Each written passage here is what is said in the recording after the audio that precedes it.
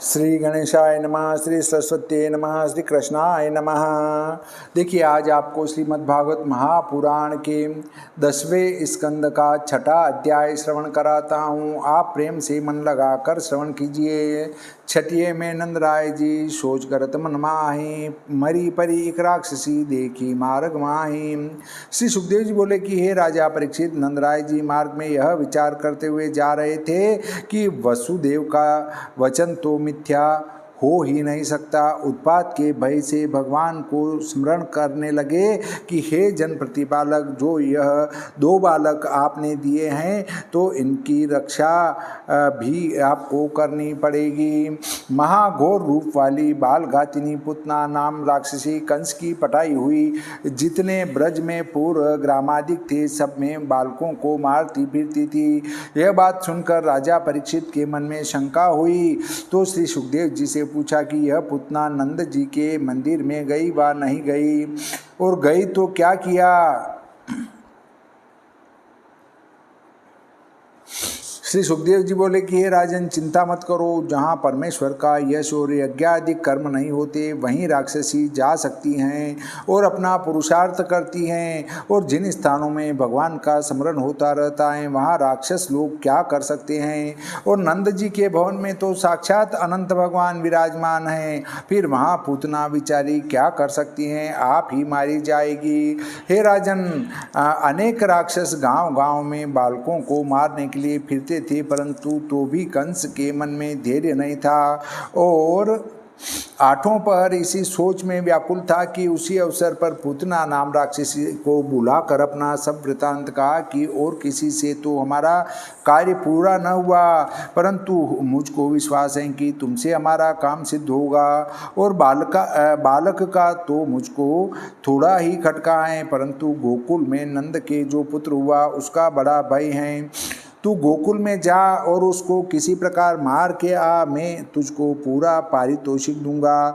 यह बात सुनते ही पुतना कंस की आज्ञा सिर पर धारण कर गोकुल को चल दी, और मार्ग में यह विचार करती जाती थी कि किस प्रकार नंद कुमार को मारना चाहिए। सोचा कि किसी प्रकार नहीं होगा, गोपी का वेश बनाकर बधाई देने के मिश से नंद के घर जाऊं और छलबल कर उस बालक को मार डालूं। इस प्रकार बन-ठन गोकुल में पहुंची। उसकी चोटी में मालती के फूल गूंथे हुए थे, बड़े बड़े नितंब सुंदर स्तनों के भार से कटी जिससे नीचे को झुकी जाती थी, सुंदर सुंदर वस्त्र धारण कर रही थी। कानों में कर्णफूल कुंडलों की छवि शशि को लज्जित कर रही थी, और केशों से जिसका मुख शोभायमान हो रहा था। मंद मंद मुस्कान और बाकी चितवन ब्रजवासियों के मन को मोहित करने वाली बेखटके राजभवन में चली गई, और द्वारपालों पर ऐसी मोहिनी डाली कि किसी ने उसको नहीं रोका। और उसके हाथ में एक कमल का फूल था। उसको देखकर सब गोपियों ने कहा कि यह लक्ष्मी अपने पति नारायण के दर्शन के लिए आई हैं। और यशोदा रोहिणी ने भी यही जाना। ग्रह रूप पूतना छोटे छोटे बालकों को खोजती हुई नंद जी के मंदिर में गई, जहाँ दुष्टों के मारने वाले भगवान भस्म में दबी हुई अग्नि के समान बालक रूप में अपने तेज को छिपाए शैया पर पड़े सो रहे थे, उनको देखा। स्थावर जंगम प्राणियों के अंतर्यामी श्री कृष्णचंद्र ने इस बाल घातिनी पुतना को देखकर आंखें मींच ली और हंसकर चुप हो रहे। उस दुष्टा ने आते ही काल रूप भगवान को गोदी में उठा लिया, जैसे कोई अज्ञानी पुरुष रस्सी समझकर सोते हुए सांप को उठा लेता है। जैसे मखमली म्यान की तलवार ऊपर से मनोहर कोमल और भीतर से महातीव्र तीक्ष्ण धार वाली होती हैं, ऐसी पूतना को देख चकित होकर रोहिणी और यशोदा देखती रही। मुख से कुछ न कहा। तब एक गोपी बोली कि तू कौन है। तब उस कपटिन पूतना ने कहा कि मैं देवांगना हूँ, तुम्हारे यहाँ बधाई देने आई हूँ। इस मनोहर बालक को देखकर जी खिलाने को चाहा, इसलिए गोद में ले लिया। परमेश्वर करे यह बालक करोड़ वर्ष जीता रहे।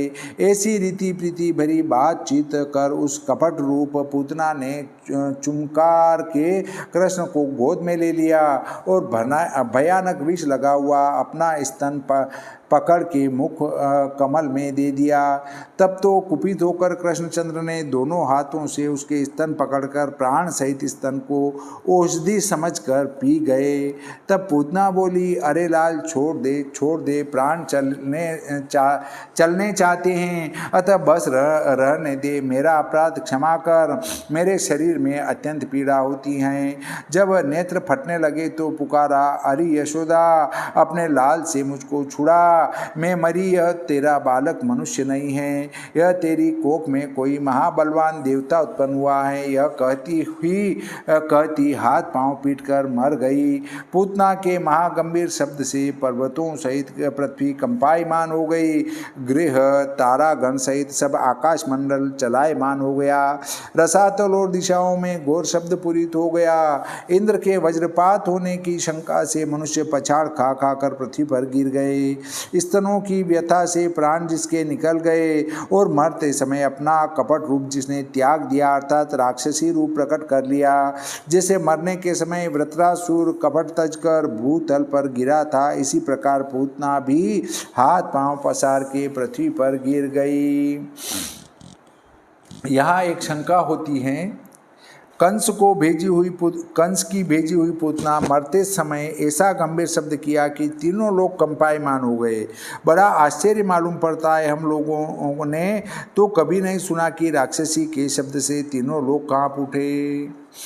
इसका उत्तर है, जब पूतना ने मरते समय शब्द किया, उस समय गुप्त होकर तीनों लोकों में स्थित जो प्रजा थी वह सब श्री कृष्ण के दर्शन के लिए ब्रज में आई थी। सब प्रजागण पूतना के शब्द को सुनकर शीघ्र कांपने लगे। इसलिए तीनों लोक का नाम व्यास जी ने कहा था, क्योंकि लोक प्रजा भी नाम है। श्री सुखदेव जी बोले कि हे राजन, जिस समय पूतना मर कर पृथ्वी पर गिरी, उस समय 6 कोश के बीच में जो वृक्ष के थे चूर्ण हो गए। उस महाभयानक रूप वाली पूतना के मुख में हल के समान दाढ़ें और पहाड़ की कंदरा के समान जिसकी नाक, पर्वत के श्रृंग के सदृश जिसके स्तन और महाभयंकर लोहित रंग के जिसके बिखरे हुए केस थे, अंधकूप की नाई गंभीर जिसके नेत्र जैसे पुल बंधा हो, वैसे ही जिसके हाथ पांव जंगा और सूखे सरोवर के समान जिसका उदर है, ऐसा महाभयानक पूतना का देह देखकर गोप गोपी अत्यंत भयभीत हुए, क्योंकि उसके गंभीर शब्द से पहले ही उनके हृदय कान मस्तक फट गए थे। उस पूतना की छाती पर निशंक श्री कृष्णचंद्र क्रीड़ा कर रहे थे। सब गोपी जो हड़बड़ाई हुई व्याकुल फिरती थी, झटपट उस राक्षसी के ऊपर से श्री कृष्णचंद्र को उठाकर हृदय से लगा लिया। सब गोपी यशोदा रोहिणी ब्रज नंदन को गाय की पूंछ से झाड़ा देकर फूंक मारने लगी और अनेक विधियों से रक्षा करने लगी। फिर श्री कृष्णचंद्र मनमोहन प्यारे को गोमूत्र से स्नान कराकर गोरज में लुटाए, गोबर लगाए, 12 अंगों में केशवादिक 12 नामों से रक्षा करने लगी। सब गोपियों का मन जो व्याकुल हो रहा था, इसलिए पहले कुछ श्रेष्ठ उपाय न कर सकी। फिर सावधान हो स्वस्थ चित्त कर सब गोपी स्नान कर आचमन ले अपने अंगों में तथा करों में पृथक पृथक अंगन्यास और करन्यास करके फिर नंदनंदन के शरीर में बीज न्यास किया। हे यशोदानंदन, अजन्मा भगवान तुम्हारे चरणों की रक्षा करे, मणिमान भगवान तुम्हारे उरुओं की रक्षा करे, यज्ञ भगवान तुम्हारी जंघाओं की रक्षा करे, अच्युत भगवान तुम्हारी कटी की रक्षा करे, हयग्रीव भगवान तुम्हारे उदर की रक्षा करे, केशव भगवान तुम्हारे हृदय की रक्षा करे, विष्णु भगवान तुम्हारी भुजाओं की रक्षा करे, उरुक्रम भगवान तुम्हारे मुखारविंद की रक्षा करे, ईश्वर भगवान तुम्हारे माथे की रक्षा करे, चक्रधारी भगवान तुम्हारे अग्रभाग की रक्षा करे, गदाधर भगवान तुम्हारे पश्चात भाग की रक्षा करे, धनुषधारी मधुनाम दित्य के हंता भगवान और खड्गधारी अजन्मा भगवान यह दोनों तुम्हारे दाहिने और बाएं पार्श्व की रक्षा करे, शंखधारी उरुगाय भगवान चारों कोनों की रक्षा करे, उपेंद्र भगवान तुम्हारे ऊपर की रक्षा करे, तार्क्ष भगवान नीचे पृथ्वी की रक्षा करे। हलधर भगवान सब ओर से तुम्हारी रक्षा करे। ऋषिकेश भगवान तुम्हारी इंद्रियों की रक्षा करे। नारायण भगवान प्राणों की रक्षा करे। श्वेत द्वीपाधिपति भगवान तुम्हारे चित्त की रक्षा करे। योगेश्वर भगवान तुम्हारे मन की रक्षा करे।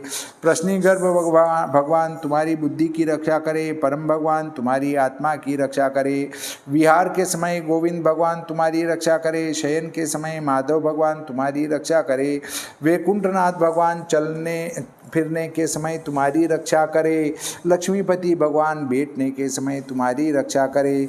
और सर्व ग्रहों के भय को दूर करने वाले यज्ञ भोक्ता भगवान भोजन के समय तुम्हारी रक्षा करे। डाकिनी, शाकिनी, यातुधानी, कुष्मांडा, बालग्रह, भूत प्रेत, पिशाच, यक्ष, राक्षस, विनायक गण, कोटरा, रेवती, ज्येष्ठा, पूतना, मातृका आदि जो राक्षसी हैं वे, और उन्माद, अपस्मार आदि जो रोग के करने वाले, देह प्राण इंद्रियों के द्रोही हैं, और जो स्वप्न में देखने के उत्पात हैं, वृद्ध ग्रह, बाल ग्रह, योगिनी, बेताल, जो समस्त विष्णु भगवान के नाम लेने से डरते हैं, वे सब नष्ट हो जाएं। इस प्रकार हाथ जोड़ गोपियों ने विष्णु भगवान की प्रार्थना से रक्षा करके श्री यशोदानंदन को यशोदा को सौंप दिया। तब यशोदा जी ने मनमोहन प्यारे को दूध पिलाकर घर में छिपाकर सैया पर सुला दिया। उसी अवसर में नंदादिक ब्रजवासी भी मथुरा से आ गए। तब मार्ग में मरी हुई पूतना को पड़ी देख बड़ा आश्चर्य मानकर नंद जी कहने लगे कि वसुदेव जी तो निश्चय कोई ऋषि व योगेश्वर जान पड़ते हैं, क्योंकि जो कुछ उन्होंने हमसे कहा था वही हुआ। हमसे कहा था कि तुम शीघ्र मथुरा से कोई ऋषि व योगेश्वर जान पड़ते हैं, क्योंकि जो कुछ उन्होंने हमसे कहा था वही हमसे कहा था कि तुम शीघ्र मथुरा से गोकुल को जाओ। मतलब नंदराय जी ने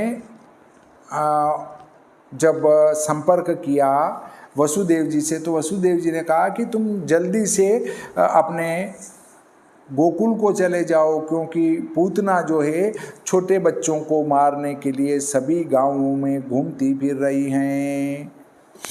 तो इनने कहा कि हमसे नंदराय जी ने कहा कि तुम शीघ्र मथुरा से गोकुल चले जाओ, वहाँ कोई नया उत्पात होने वाला है। वह आते ही नेत्रों से देख लिया। पीछे सब गोकुलवासियों ने पूतना के देह को कुल्हाड़ों से काट काट कर घरों से दूर ले जाकर चिता में धर कर उसको फूंक दिया। जिस समय पूतना का शरीर जलने लगा तो उसकी चिता में से अगर किसी सुगंध का धुआं निकलने लगा, अगर का जो धुआं आता है, सुगंध आती है, वैसे अगर की सुगंध जैसा धुआं उसके जलने से निकलने लगा। श्री कृष्णचंद्र ने उसके स्तन जो पान किए थे, इससे सब पाप उसके दूर हो गए। जगत के बालकों को मारने वाली और रुधिर की प्यासी पूतना ने भगवान को स्तन पिलाकर मारने की इच्छा की, परंतु भगवान ने तो भी उसको मोक्ष दिया। फिर श्रद्धा और भक्ति करके श्री कृष्णचंद्र भगवान की माता अत्यंत प्रिय पदार्थों की देने वाली मुक्ति को पाए, तो क्या आश्चर्य की बात है। अपने जनों के हृदय में वास करने वाले और लोकवंदित देवताओं के पूजनीय ऐसे देवताधिपति ब्रह्मा जिनको प्रणाम करे, ऐसे चरणारविंदों से पूतना का अंग दबाकर श्री कृष्ण चंद्र ने स्तनपान किया। माता की गति स्वर्ग है, उस गति को पूतना राक्षसी ने प्राप्त किया, और जिन गायों गोपियों का दूध श्री कृष्णचंद्र ने पिया है, जो वह सुंदर गति को प्राप्त हों, तो इसमें क्या आश्चर्य है। मोक्ष आदि समस्त पदार्थों के देने वाले देवकी के पुत्र भगवान ने पुत्र के स्नेह से गाय और गोपियों का दूध परिपूर्ण होकर पिया। हे राजन, कृष्णचंद्र में पुत्र भाव मानने वाली उन माताओं और गोपियों को अज्ञान से उत्पन्न होने वाला संसार न होगा। ब्रजवासी लोग पूतना की चिता के धुएं की सुगंध सुनकर परस्पर कहने लगे, यह आज क्या है और यह सुगंध कहाँ से आती है। यह कहते हुए नंदादिक गोकुल में आए।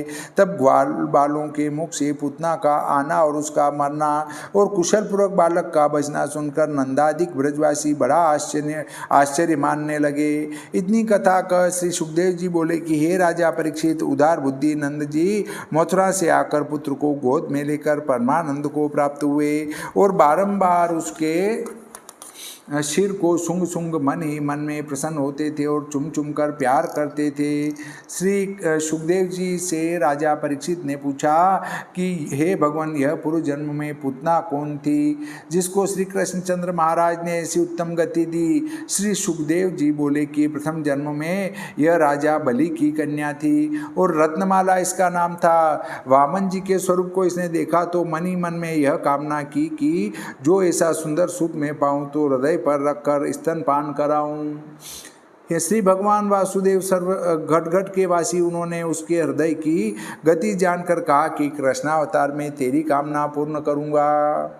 दैत्य कुल में इसका जन्म था, इसलिए तामसी देह के कारण राक्षस के ही घर में जन्म लिया और पूतना नाम हुआ। श्री कृष्णचंद्र आनंद कंद यशोदानंदन का अद्भुत चरित्र पूतना मोक्ष की कथा जो कोई श्रद्धापूर्वक सुनेगा वह निश्चय गोविंद भगवान का स्नेही होगा।